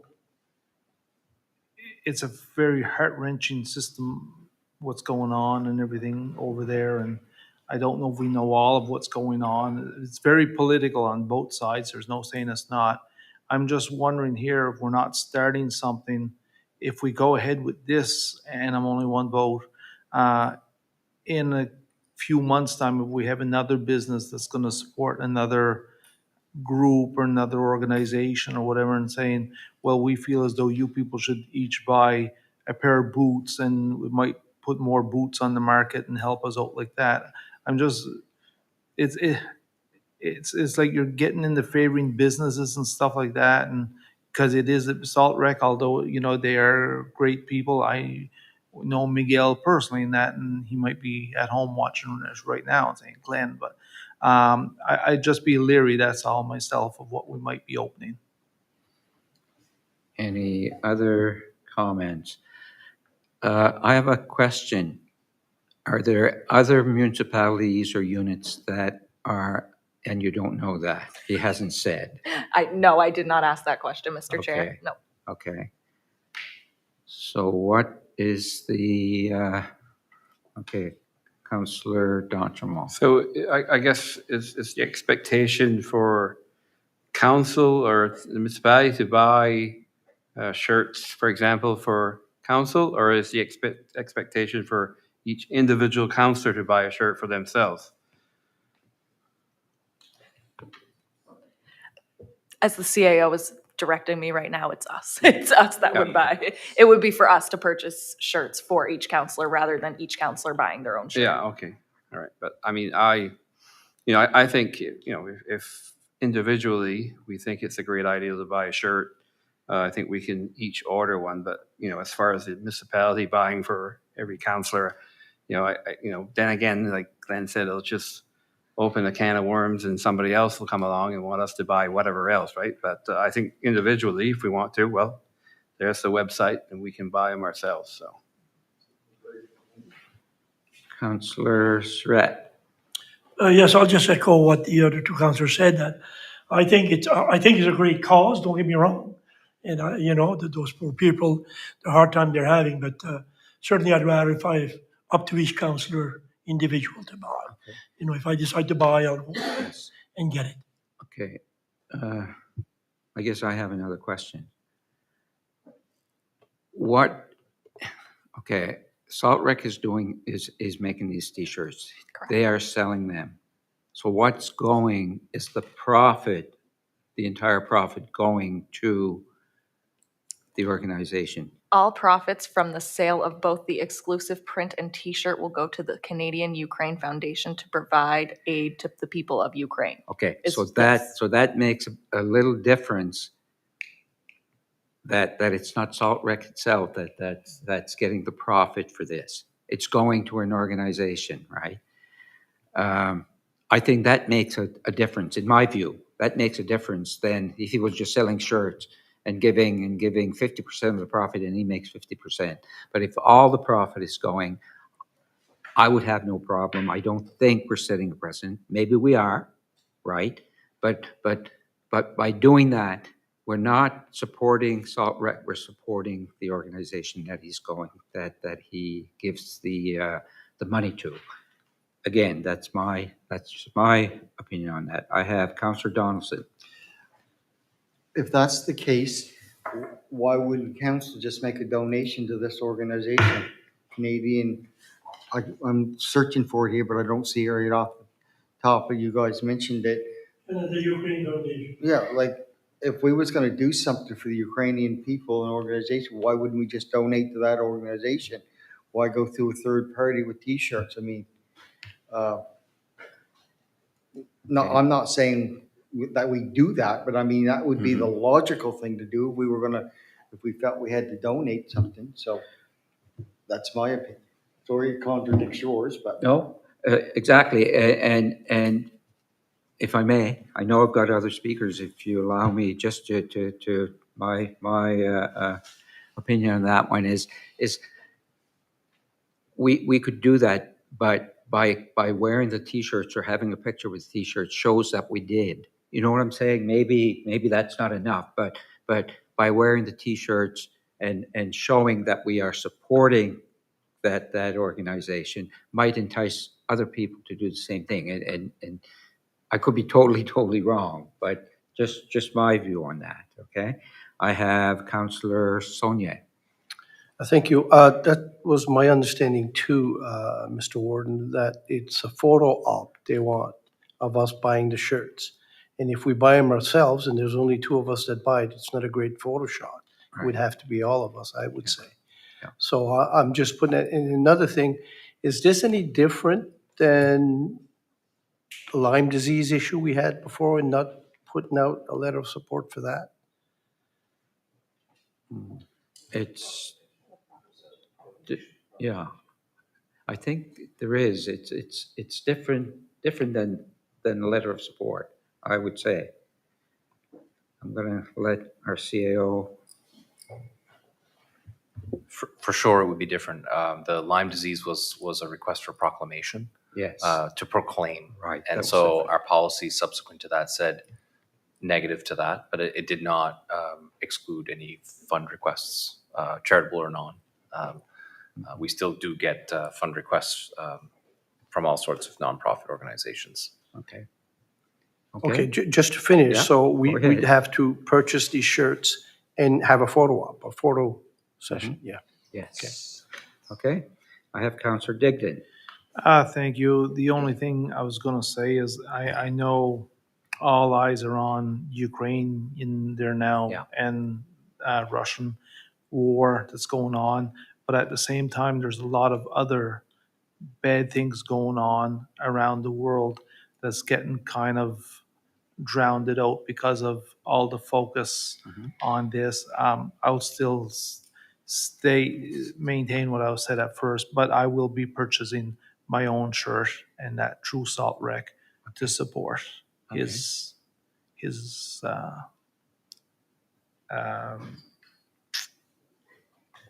what he's on, a fundraiser. Yep. Okay. Thank you. Councillor Boudreau. I was thinking, well, let's get the municipality to pay for the shirts, and then when they do come in, every councillor can come in with $25 and donate the $25 instead of everybody ordering each a shirt. Let's get the municipality to do it, or staff, whatever. And when they do come in, we'll just pay the $25. Okay. So now what is the wishes of council? I see Councillor Donaldson.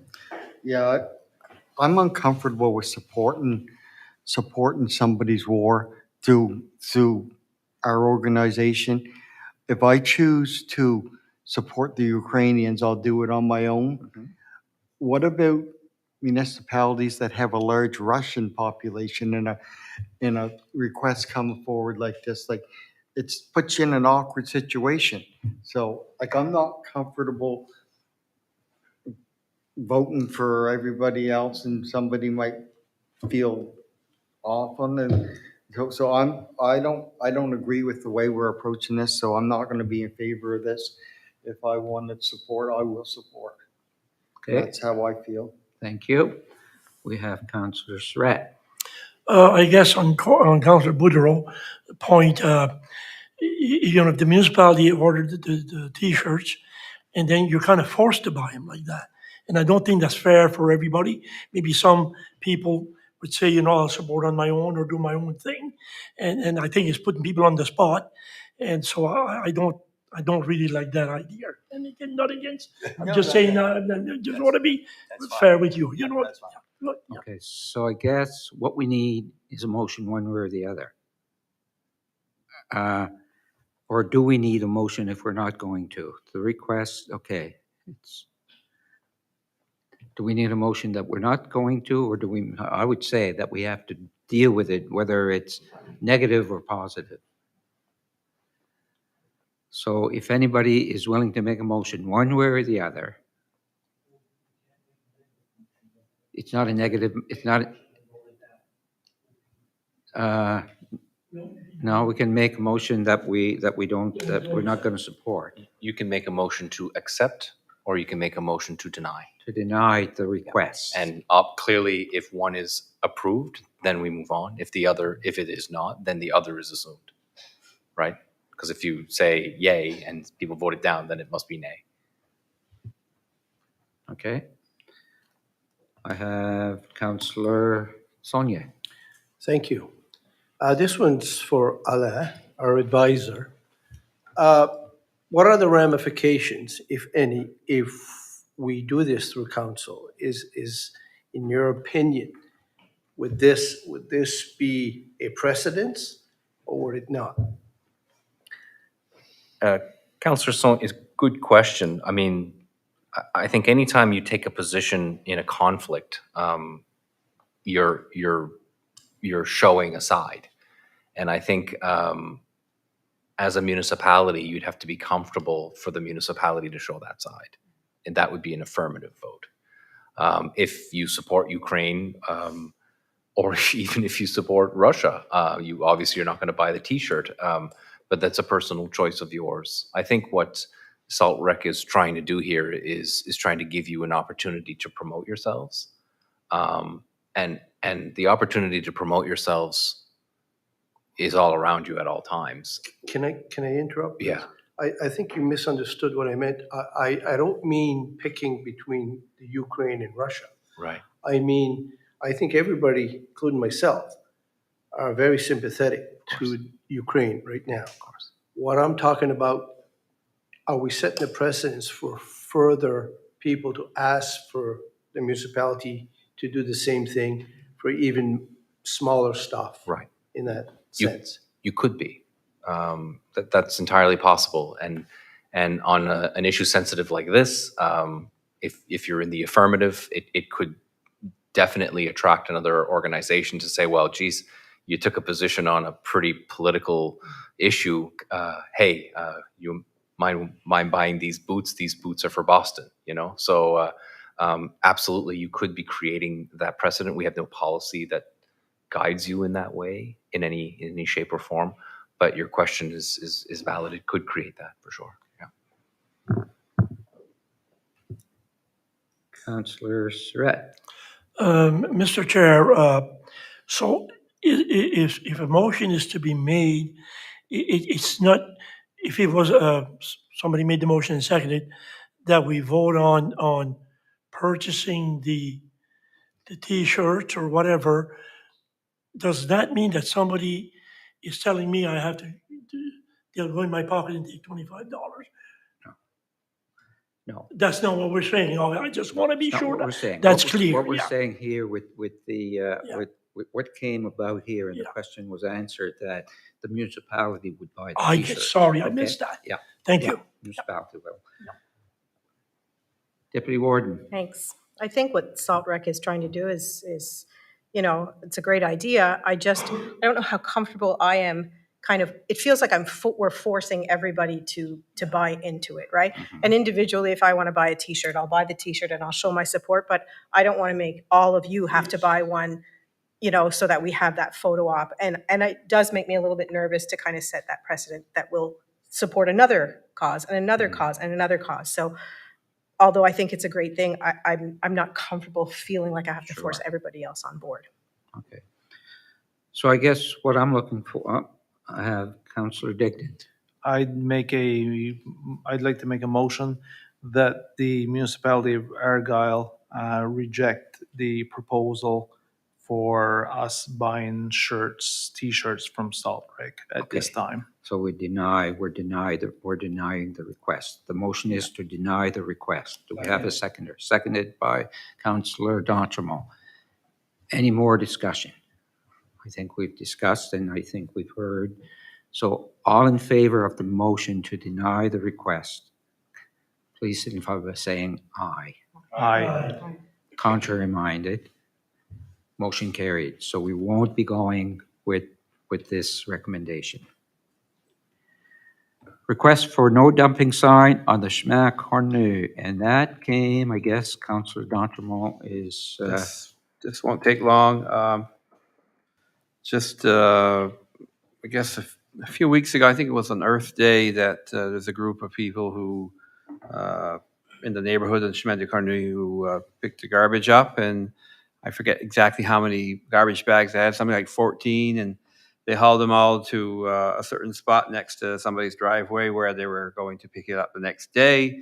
And lo and behold, I think one of the bags was picked up because the lady I was talking to is the one that put the stuff in the bag. She knew exactly what was in it. And somebody took it, went to the end of the dirt road again and spread it all over the road, and she was basically pretty, furious about the whole thing. And I don't blame her because they had, did all that work and, so anyhow, so she was requesting or asked me if we could have a no dumping sign at the end of that road, even though I don't know if a no dumping sign would actually help.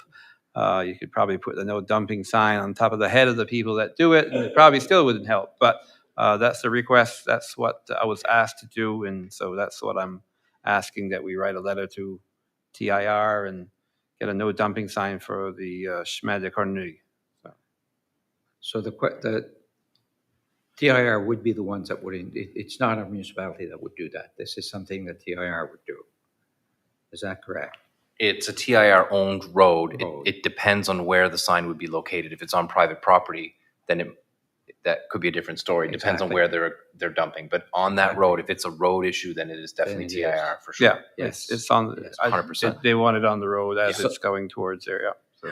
So the sign would be, oh, I'm sorry. Go ahead, Councillor Dickon. Your light is on. No. No, I was just gonna. I was going to make it a motion, and he was Oh, going to makes second a it. motion and you were going to second it. Yeah. Okay, so we have a motion.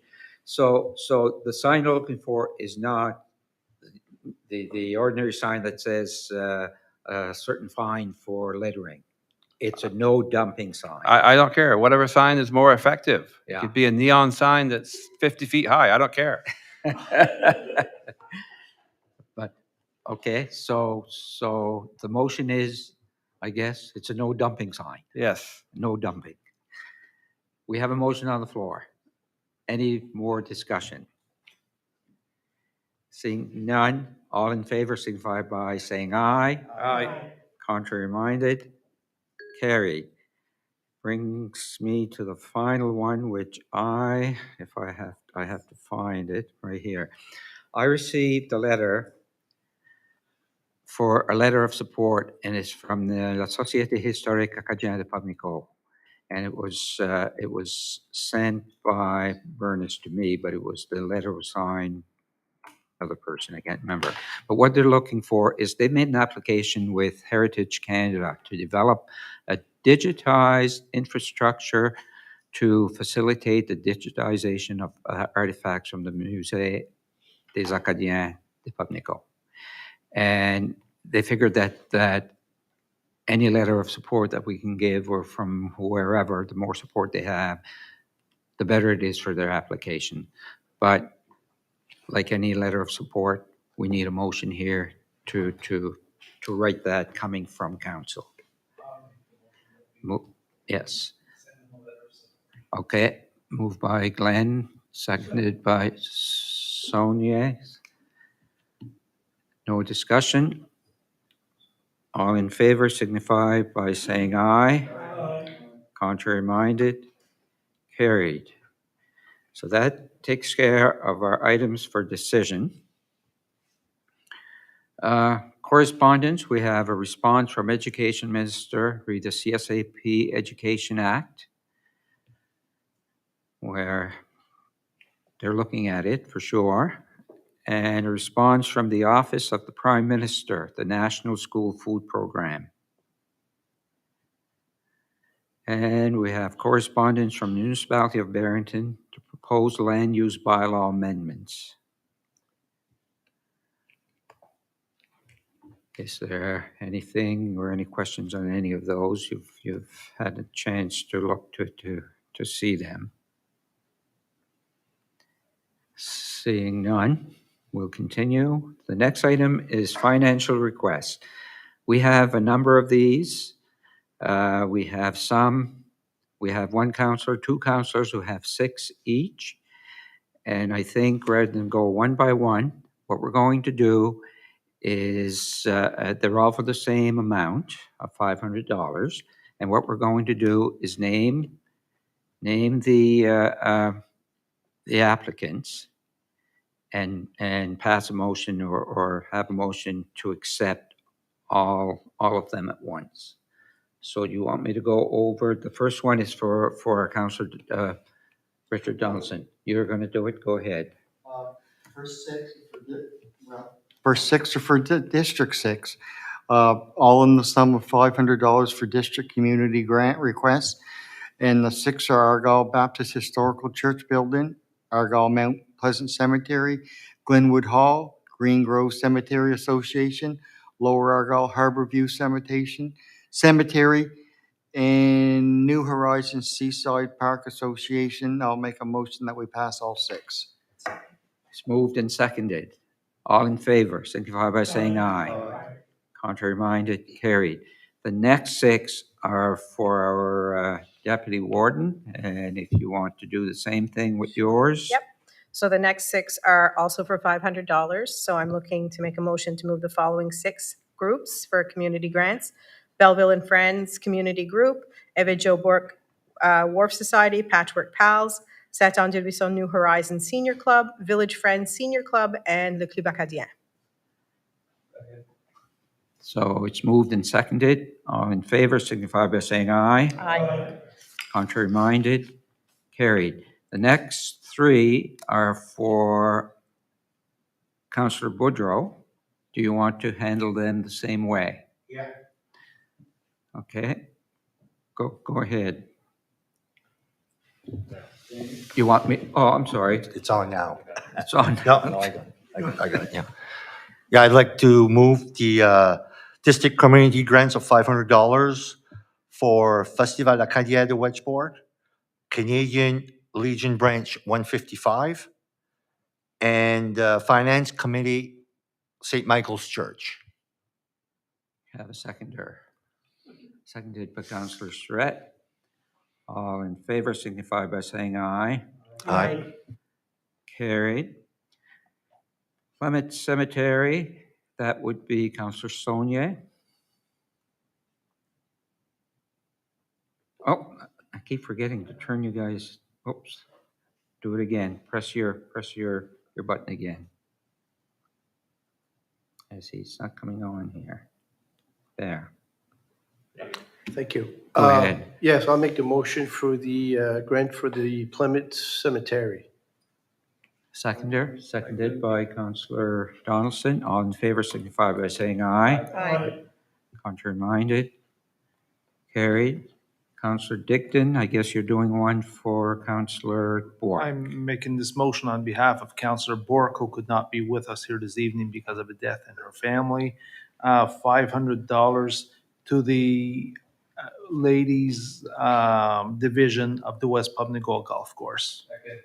Moved and seconded. All in favor signify by saying aye. Aye. Contrary minded. Carried. The next one is for Councillor Surratt. Yes, I'd like to move for $500 each to Festival de la Barge and Club Social des Îles, the Events Committee. Seconded by Councillor Boudreau. All in favor signify by saying aye. Aye. Contrary minded. Carried. That takes care of all the community grant requests at this time. Next thing is any agenda topics for next meeting or notice of motion by councilors.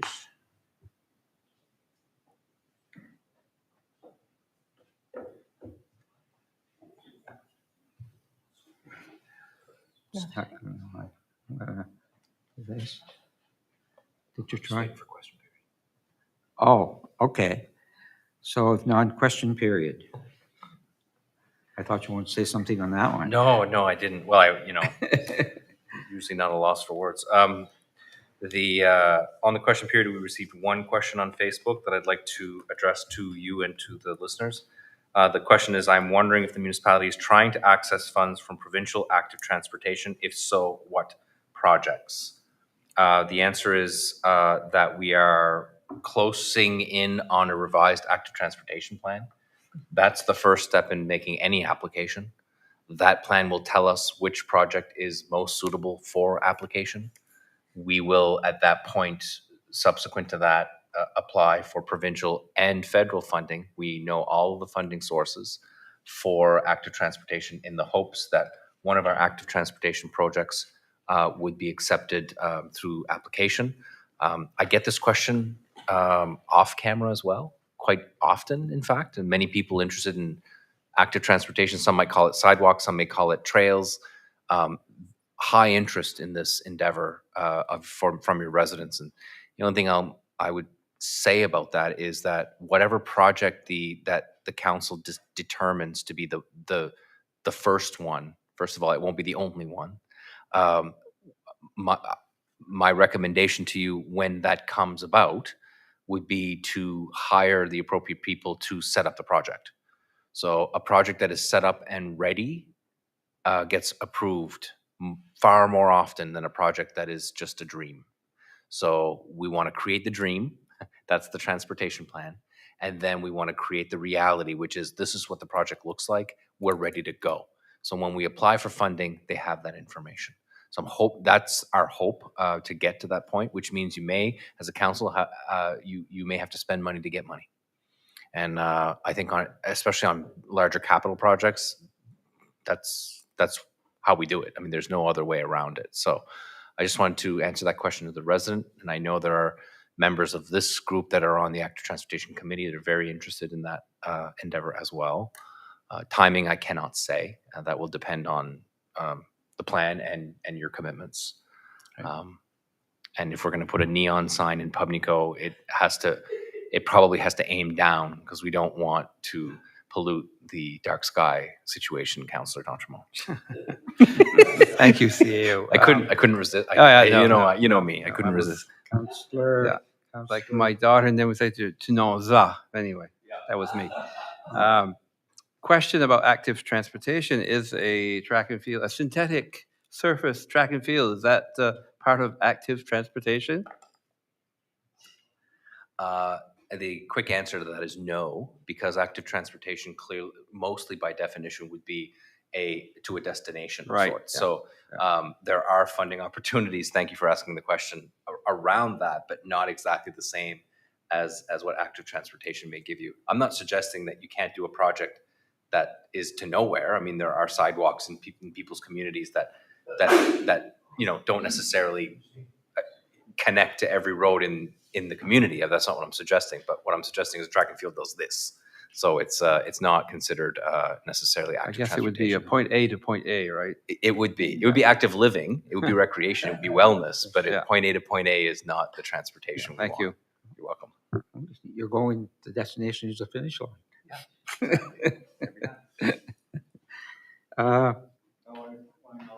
Okay. Then I have Councillor Saulnier. Thank you. Just to follow up to that active transportation, is there a time limit for this active transportation funding? I do believe there is, and if there is, then expediency would be appropriate, correct? It would be correct. I'd say depending on the funding stream, they have different deadlines. Some of them are annual. Some of them provide funding for 5 years and then stop funding. That doesn't mean that they wouldn't renew that funding, but it means they reassess. So every funding has a different definition. I think our priority is to get through the active transportation, pick one, and really aggressively go after the funds. I can't sit here and tell you I'm an expert at the funds available right now. I basically know what's out there, but I don't know the ins and outs of the application just yet. But we're hoping to get there. I just want to make council aware that leveraging other people's money or organization or other government's money is better than using our own. And if it's there, you do so. That's all. Yeah. Agreed. It's a no-brainer. Councillor Digdon. Thank you. Not going to keep it long. Just talking about active living and active transportation. I was talking to one of the former wardens here today, Eldrick D'Entremont. Last year, he biked over 3,000 kilometers, and he's 80-plus years old. And that talking about What time, often see him down what time home. did he leave in the morning?